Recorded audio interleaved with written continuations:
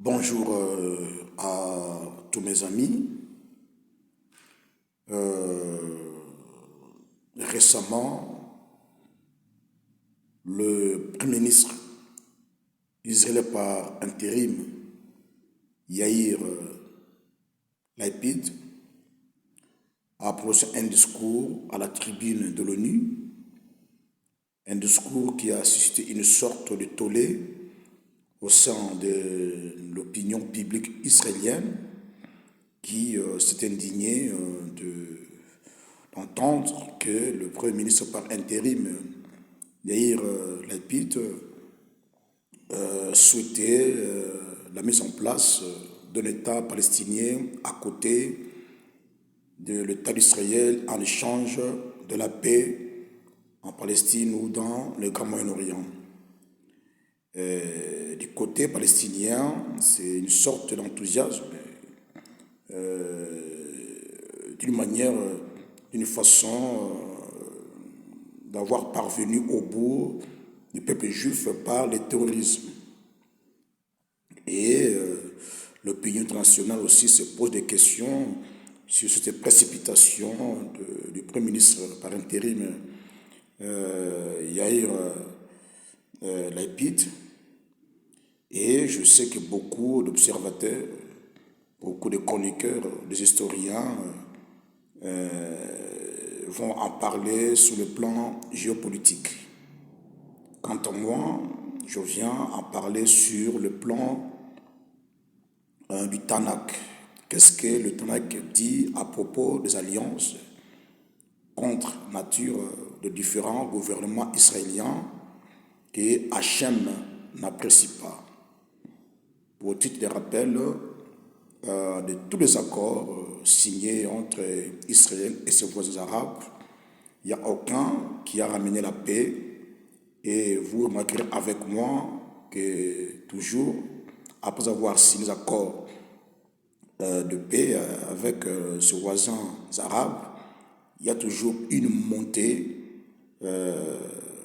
effrénée de la violence. On se souvient de l'Intifada 1, de l'Intifada 2 avec le feu président Yasser Arafat. Donc, moi, je vais lire le Tanakh. Je continue à faire des recherches sur Israël. J'ai pu faire une découverte très importante que Hachem, dans le Tanakh, au travers de ses prophètes, Dieu s'est indigné de toute alliance qu'Israël faisait ou ferait avec ses voisins arabes. Donc, j'ai fini par comprendre que pour Hachem, le peuple juif doit vivre le statu quo de la spirale de la violence jusqu'à l'avènement de la troisième guerre mondiale d'Armageddon.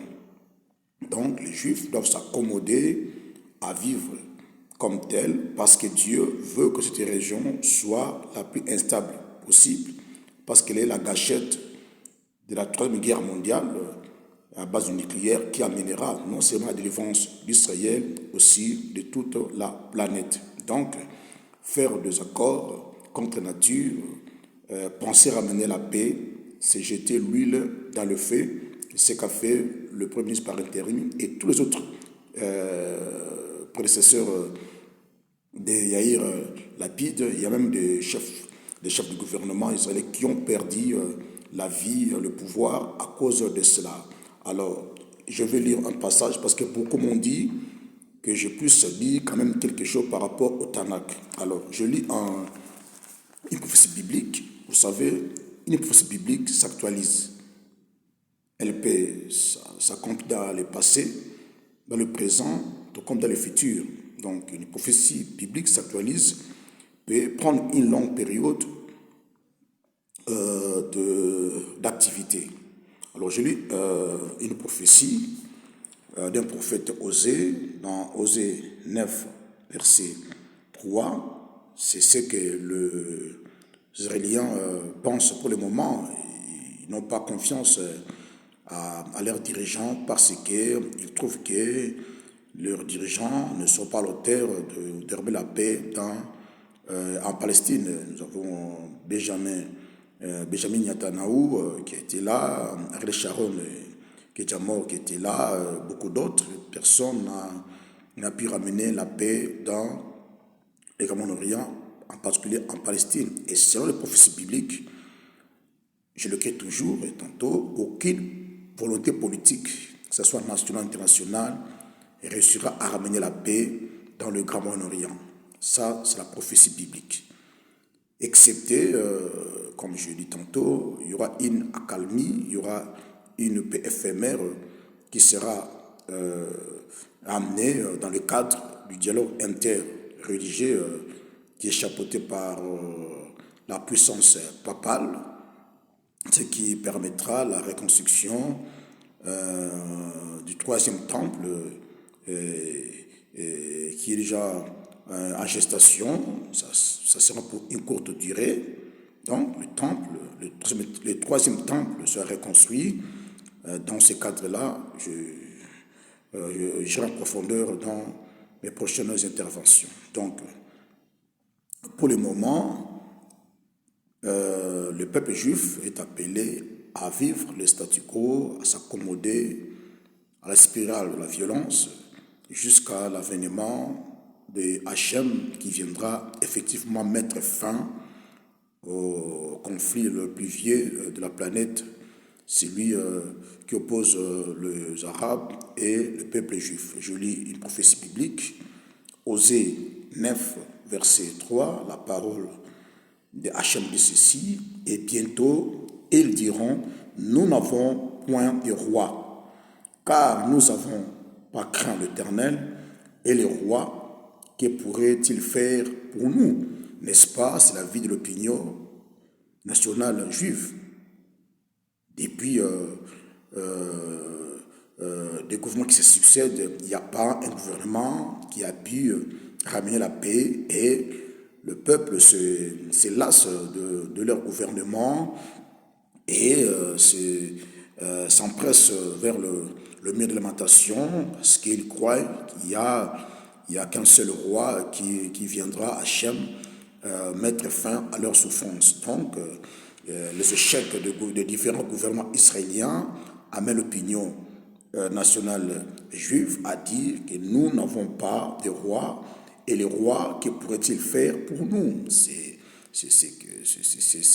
passé avec Benjamin Netanyahu, c'est maintenant avec Yair Lapid. Et la parole continue pour dire, ça c'est une écriture qui soutient ce discours controversé de Yair Lapid à la tribu de l'ONU. Entendez ce que dit la parole de Hachem. Il prononce des paroles vaines. Voyez, donc cette proposition de la mise en place d'un État palestinien devant Hachem, c'est une parole vaine parce que elle va en contre de la volonté de Dieu qui veut que la Palestine soit une et indivisible.